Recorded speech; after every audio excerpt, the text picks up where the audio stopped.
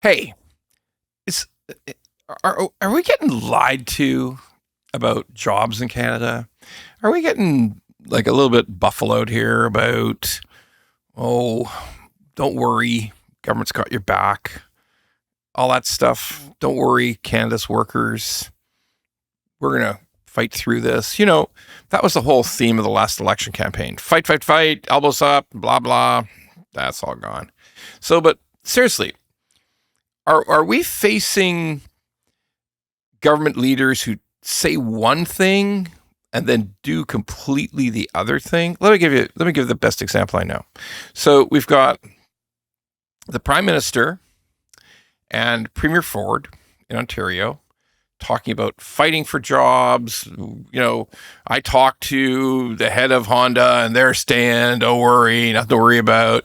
Melanie Jolie, the new industry minister, she said, yeah, I've talked to all these CEOs. We're going to go get through this. But this is what I want to know. We got Premier Ford saying, don't worry, folks, I got your back. Yeah, I got you. We're going to get through this and we're going to get through it together and Canada's not for sale. All this stuff. Okay. In his budget, in the provincial budget that Ford's government presented, there's a huge multi-billion-dollar fund for retraining workers. What the fuck was that? Okay, like you're telling us not to worry. You're telling us that you're fight. You're telling us that jobs are staying. You're telling us all this stuff. But you're budgeting for massive retraining of workers. You see, now more than ever, when the economy is circling the bowl, like the economy's right in the crapper, particularly in Ontario. So when you're in this position, you've got to stop listening to politician bullshit and actually paying such close attention to what they're doing. What's reality? What's actually happening in the world? That you can't listen anymore. It's too important to not just say, why are you setting up this massive retraining program for workers? Like, what is it you're not really telling us about the automotive industry in Ontario? Now, I know I've done a few videos on this, and sometimes people are saying you're being too negative, but let's just make this clear. Ontario and Canada, all of Canada, Ontario in particular, is a very high cost location for any kind of manufacturing.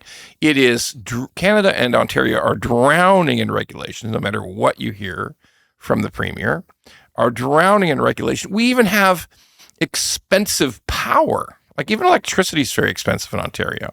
Like these are true things compared with other jurisdictions. So what should you do? If you're a worker worried about your job, what should you do?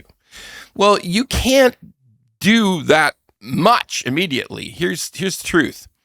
Jobs can go away really fast. Yeah, they can go away really fast. For an employer to decide to lay people off is just, hey, we got to pay. We have to pay a certain amount. If you're in the automotive field, sometimes your plant shuts down for almost a year and you come back, and then you're never really sure if you're coming back. But I'm just saying you get by for a while, depending, how good your union contract is if you're not a worker, but you don't get by forever. Sometimes the job just doesn't come back. So what should you do? First thing you should do is understand this. It's very, very fast for jobs to go away, but it's incredibly slow to create new jobs, to bring new industry.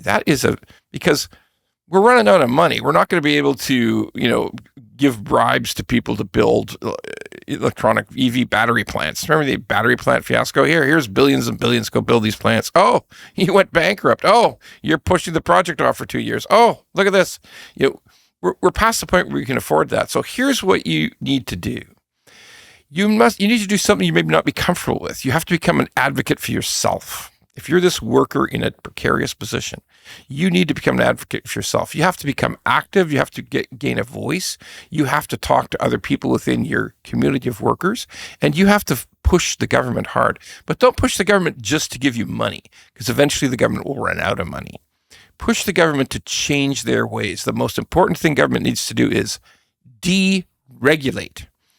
We have in Ontario, we have a province that's full of minerals, full of, you could become this province could be a mining giant, okay?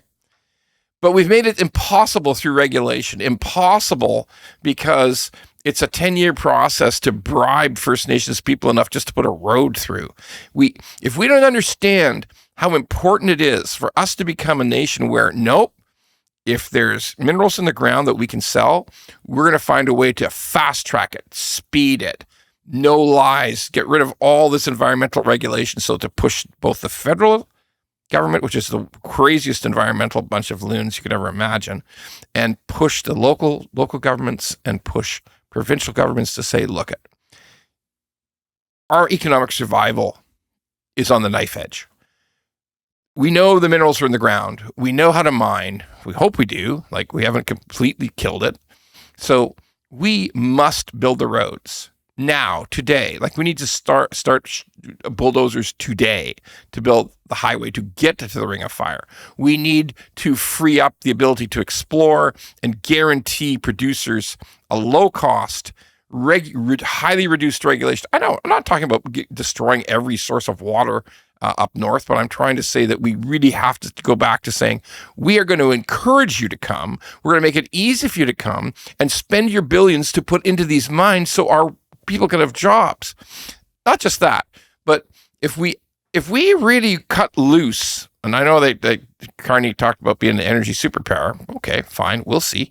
But we better make it happen, because you can sell. We haven't enough natural gas for like 200 years. Oh no, Ron, climate change. Nobody wants it anymore. Lots of people want it. Last year they built 2 coal plants a week in China. A week, 2 coal-fired electrical plants. So if we can replace it with natural gas, which we have effectively an almost infinite amount of here in Canada, let's just do it.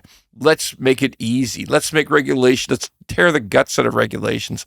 Let's make everything easy to build. Listen, you want more jobs? Make Canada the most attractive place to extract energy and minerals in the world, and you're going to have some jobs, because we got that stuff.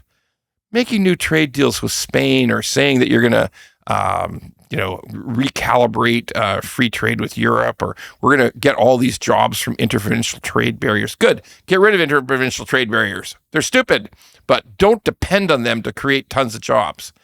People, you've never had a more important time. For the average factory worker in Ontario, you've never had a more important time in your lives to become politically active and tell all levels of government, cut regulation, make it easy to invest, make it easy to dig, make it easy to drill, make it easy to build a pipeline. Do it now. It's critical.